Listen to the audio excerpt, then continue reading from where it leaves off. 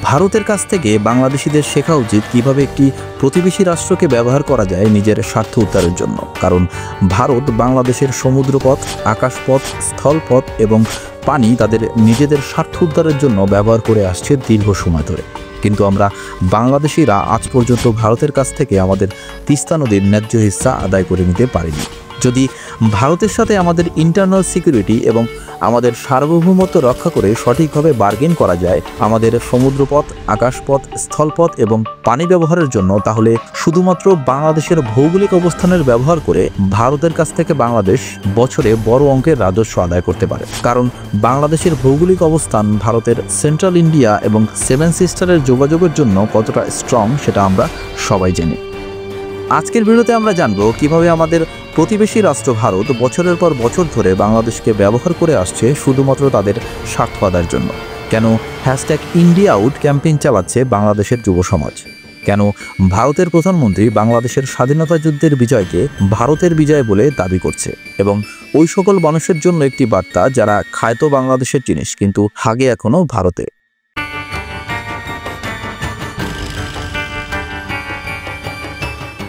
বাংলাদেশের উপর দিয়ে প্রতিদিন 200 থেকে 250টি ফ্লাইট চলাচল করে। এর মধ্যে অধিকাংশই পূর্ব এশিয়া থেকে দক্ষিণ এশিয়া ও ইউরোপে যাওয়ার ফ্লাইট। কিন্তু বাংলাদেশের উপর দিয়ে প্রতি মাসে শুধুমাত্র ভারতের 2500 থেকে 3000টি অভ্যন্তরীণ ফ্লাইট ওভারফ্লাই করছে।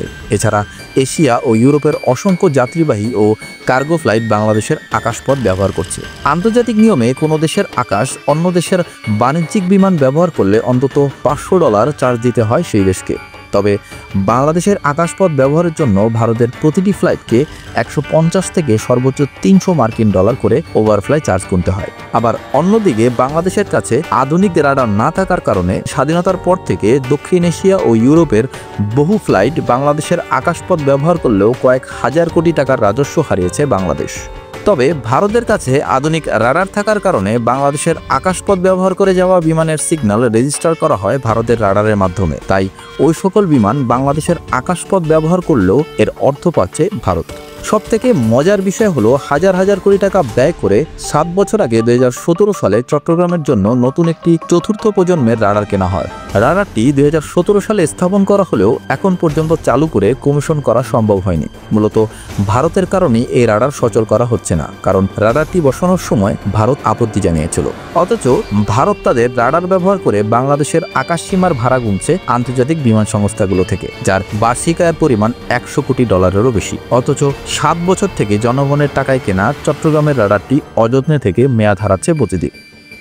বর্তমান সরকার যদি আধুনিক রাডার বসিয়ে বাংলাদেশের আকাশসীমা ব্যবহারের জন্য ন্যায্য অর্থ আদায় করতে পারে, তাহলে বাংলাদেশ বছরে $150 থেকে $200 কোটি রাজস্ব আদায় করতে পারবে। বাংলাদেশের চট্টগ্রাম ও মোংলা বন্দর ব্যবহার করে ভারতের উত্তর পূর্বাঞ্চলীয় রাজ্যগুলোতে পণ্য সরবরাহ করতে বাংলাদেশ ও ভারতের মধ্যে 2018 সালের অক্টোবর মাসে একটি চুক্তি হয়েছিল। বাংলাদেশের নৌপরিবহন মন্ত্রণালয় ও ভারতের নৌপরিবহন মন্ত্রণালয় এই চুক্তি সই করে। পরিবহন সংক্রান্ত চুক্তিটির নাম দেয়া হয় agreement on the use of Chittagong and Mongla port for movement of goods from India, যার জন্য প্রতি টনে গড়ে 554 টাকা মাশুল নির্ধারণ করেছিল বাংলাদেশের এনবিআর। কিন্তু সমস্যা হচ্ছে চুক্তিটি করা হয় টাকায়, ডলারে নয়। বাংলাদেশ মূলত আমদানি এবং রপ্তানির জন্য ডলারের ব্যবহার করে, যার কারণে ভারতের সাথে চুক্তি অনুযায়ী বাংলাদেশের সমুদ্রপথ ব্যবহারের জন্য ভারতের কাছ থেকে যে রাজস্ব আসবে তা ব্যবহারের জন্য আমাদের তার ডলারে কনভার্ট করতে হবে, যা বাংলাদেশের জন্য লাভজনক কিনা আপনাদের উপর ছেড়ে দিলাম। এছাড়াও 2009 সালে বাংলাদেশের উপকূলে 20টি রাডার বসানোর চুক্তি স্বাক্ষরিত হয় বাংলাদেশ এবং ভারতের মধ্যে, যেটা বাংলাদেশের ইন্টারনাল সিকিউরিটি এবং সার্বভৌমত্বের জন্য বড় হুমকি। বর্তমান অন্তর্বর্তীকালীন সরকার এই চুক্তিটি বাতিল করেছে কিনা আমরা কেউই জানি না। 2019 সালে ভারত এবং বাংলাদেশের মধ্যে ফেনী নদীর পানি নিয়ে একটি চুক্তি স্বাক্ষরিত হয়, যেখানে ভারত বাংলাদেশের ফেনী নদী থেকে প্রতিদিন গড়ে 1.8 কিউসেক পানি তুলে নেবে।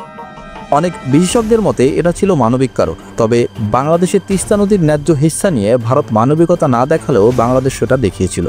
সবথেকে মজার বিষয় হলো এই চুক্তির আগে থেকেই ভারত অবৈধভাবে 36টি শক্তিশালী পাম্প বসিয়ে দিনের পর দিন গড়ে 2 কিউসেক পানি তুলে নিচ্ছে। 5ই আগস্টের আন্দোলন যদি সফল না হতো তাহলে হয়তোবা এতদিনে বাংলাদেশের রেলপথ ব্যবহার করে ভারত সেভেন সিস্টারের জন্য পণ্য সরবরাহ করা শুরু করে দিত। সবথেকে মজার বিষয় হলো বাংলাদেশের রেলপথ ব্যবহার করে ভারত পণ্য সরবরাহ করলে বাংলাদেশের কী লাভ হতো তা বাংলাদেশের মানুষ জানেই না। আবার বাংলাদেশের মধ্য দিয়ে পণ্যবাহী ট্রেন ভারতে কি নিয়ে যাবে তা বাংলাদেশের মানুষ জানতেও পারবে না। বিএসএফ বা ভারতের বর্ডার গার্ড বাংলাদেশিদের বর্ডারে হত্যা করে, এটা আমরা সবাই জানি, এটা নতুন কোনো বিষয় নয়। কিন্তু এখন পর্যন্ত কতজনকে হত্যা করা হয়েছে আমরা কেউই জানি না। আসুন দেখি পরিসংখ্যান কি বলে। 2000 সাল থেকে 2020 সাল পর্যন্ত মানবাধিকার সংস্থা অধিকারের মতে 1236 জনকে হত্যা করেছে ভারতের বর্ডার গার্ড এবং 1145 জনকে আহত করা হয়েছে এবং 2021 সাল থেকে 2023 সাল পর্যন্ত 59 জনকে হত্যা করা হয়েছে, যার ফলে মোট 1295 জন বাংলাদেশিকে হত্যা করেছে ভারতের বর্ডার গার্ড বা বিএসএফ, যার গড় বছরে 56 জনেরও বেশি।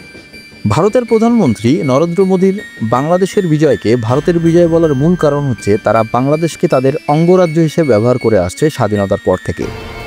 এই কথা সত্য যে বাংলাদেশের স্বাধীনতা যুদ্ধে ভারত বাংলাদেশকে সাহায্য করেছিল, কিন্তু 1300 জন বাঙালিকে বর্ডারে হত্যা করা এবং বাংলাদেশকে নিজের স্বার্থ উদ্ধারের জন্য দীর্ঘ 50 বছর ব্যবহার করার পরও যদি ভারত আমাদের বন্ধুরাষ্ট্র হয় তাহলে আপনারা আপনাদের বন্ধু নিয়ে মুড়ি খান।